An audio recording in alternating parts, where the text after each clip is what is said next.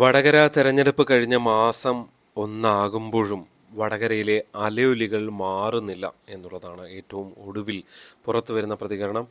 ആ, നമുക്കറിയാം, കേരളത്തിലെ ഏതാണ്ട് എല്ലാ സ്ഥാനാർത്ഥികളും അല്പം നിശബ്ദമായി നിൽക്കുകയാണ്, തെരഞ്ഞെടുപ്പ് ഫലത്തിനായി കാത്തു നിൽക്കുകയാണ്.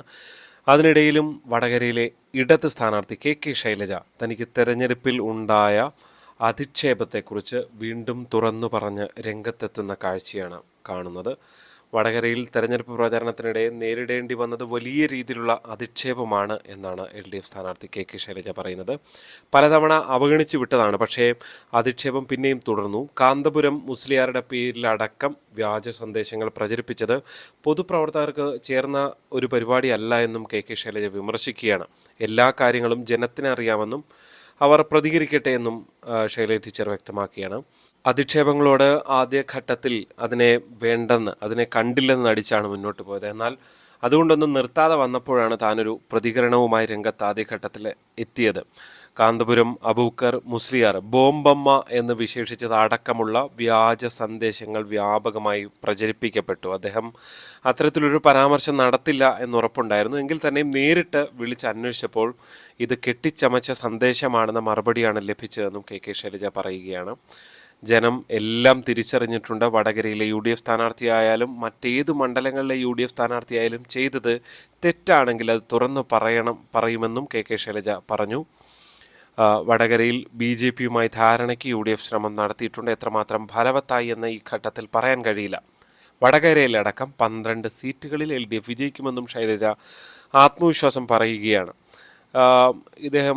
ശൈലജ ടീച്ചർ പറഞ്ഞതിൽ ഒരു പോയിന്റ്, വടകരയിലെ UDF സ്ഥാനാർത്ഥിയായാലും മറ്റേത് മണ്ഡലത്തിലെ UDF സ്ഥാനാർത്ഥിയായാലും ചെയ്തത് തെറ്റാണെങ്കിൽ അത് തുറന്ന് പറയുമെന്നാണ് ശൈലജ ടീച്ചർ പറയുന്നത്. യഥാർത്ഥത്തിൽ സൈബർ അറ്റാക്ക് എത്രത്തോളം മോശമാണ് എന്നുള്ളതിൻ്റെ ഒരു ഇര ആണ് കെ ശൈലജ ടീച്ചർ എന്ന കാര്യത്തിൽ യാതൊരു സംശയവുമില്ല. അതാണ് വടകരയിൽ കണ്ടതും. അവർക്കിപ്പോഴും അതിൻ്റെ ഒരു വേദനയുണ്ട് എന്ന നിലയിൽ തന്നെ വേണം കാണാൻ. പ്രത്യേകിച്ച് ലൈംഗികമായി അടക്കം അധിക്ഷേപിക്കുന്ന കാഴ്ചകൾ കണ്ടു. RMP നേതാവ് KS ഹരിഹരനടക്കം പിന്നീട് പൊതുവേദിയിൽ നടത്തി ചില പരാമർശങ്ങൾ, അതും വിവാദമാകുന്ന സാഹചര്യം ഉണ്ടായി. പക്ഷേ ശൈലജ ടീച്ചർ ജനാധിപത്യ മഹിളാ അസോസിയേഷൻ്റെ സംസ്ഥാന ചുമതലക്കാരിയായൊക്കെ നിന്നുകൊണ്ട് പ്രവർത്തിക്കുമ്പോഴും കേരളത്തിൽ ഒന്നടങ്കം ഇത്തരം സൈബർ അറ്റാക്കുകൾ തുടർക്കഥയാണ്. സാധാരണക്കാരായ പെൺകുട്ടികളും വീട്ടമ്മമാരും ചലച്ചിത്ര താരങ്ങളുമൊക്കെ ഇത്തരം അധിക്ഷേപങ്ങളിൽ എത്രയോ തവണ പെട്ടിരിക്കുന്നു. എത്രയോ കുടുംബങ്ങൾ അനാഥമായിരിക്കുന്നു. എത്രയോ പേരുടെ ചിത്രങ്ങൾ ലൈംഗികമായി മോർഫ് ചെയ്തടക്കം പ്രചരിപ്പിക്കുന്ന സാഹചര്യങ്ങൾ കേരളത്തിൽ പലതവണ ഉണ്ടായി. എത്രയോ മനുഷ്യർ ജീവനൊടുക്കുന്ന സാഹചര്യം പോലും കേരളത്തിലുണ്ടായി. പലതവണ എല്ലാ രാഷ്ട്രീയ കക്ഷി നേതാക്കളും പലപ്പോഴായി ഇതിനോടൊക്കെ പ്രതികരിക്കാറുണ്ട്. പക്ഷേ അവരുടെയൊക്കെ പ്രതികരണത്തിലെ ആത്മാർത്ഥത എത്രത്തോളമാണ് എന്ന സംശയം പലതവണ തോന്നിയിട്ടുണ്ട്. കാരണം ഒരു പ്രശ്നമുണ്ടാകുമ്പോൾ അതിൽ എൻ്റെ ഒരു ഉത്തരവാദിത്തമാണ് ഒരു കമൻറ്റ് പറയുക, അല്ലെങ്കിൽ അവിടെ സന്ദർശിക്കുക എന്നുള്ളതിനപ്പുറത്തേക്ക് മറ്റൊരു തരത്തിലുള്ള തുടർ നടപടികളിലേക്കും ഒരു സർക്കാരുകളും പോകുന്നില്ല.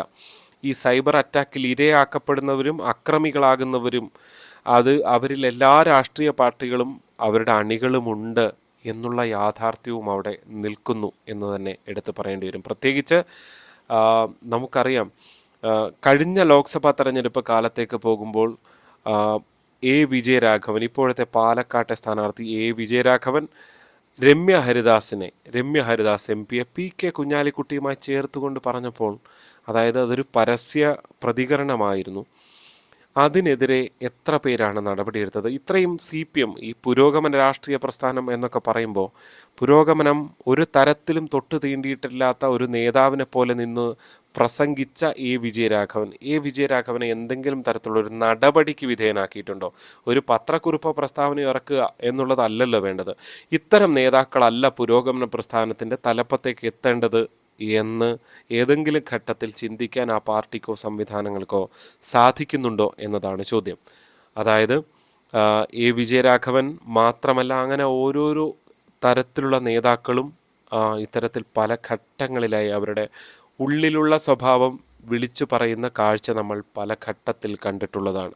പിന്നെ വടകരയിലേക്ക് വരുമ്പോൾ അത് കേവലം ഒരു പക്ഷം ഏകപക്ഷീയമായി ഉണ്ടായ ഒരു അക്രമം എന്ന നിലയിൽ നമുക്ക് കാണാൻ കഴിയുമോ? വടകരയിൽ ഷാഫി പറമ്പിലിനെതിരെയും ഏതൊക്കെ തരത്തിലുള്ള അക്രമങ്ങൾ ഫലത്തിൽ ഉണ്ടായി, സൈബർ തരത്തിലുള്ള അക്രമങ്ങളുണ്ടായി. അതായത് ഉത്തരേന്ത്യയെ പോലും നമ്മളെപ്പോഴും കേരളത്തിൽ നിന്നുകൊണ്ട് നമ്പർ 1 ആണ് എന്ന് ബഡായി പറഞ്ഞുകൊണ്ട് ഉത്തരേന്ത്യയെ നോക്കി കളിയാക്കുകയും ചിരിക്കുകയും അവിടുത്തെ അക്രമങ്ങളെക്കുറിച്ചൊക്കെ പറയുകയും ചെയ്യുകയാണ്. ഉത്തരേന്ത്യയിൽ സാക്ഷരത വളരെ പിന്നിലാണ്.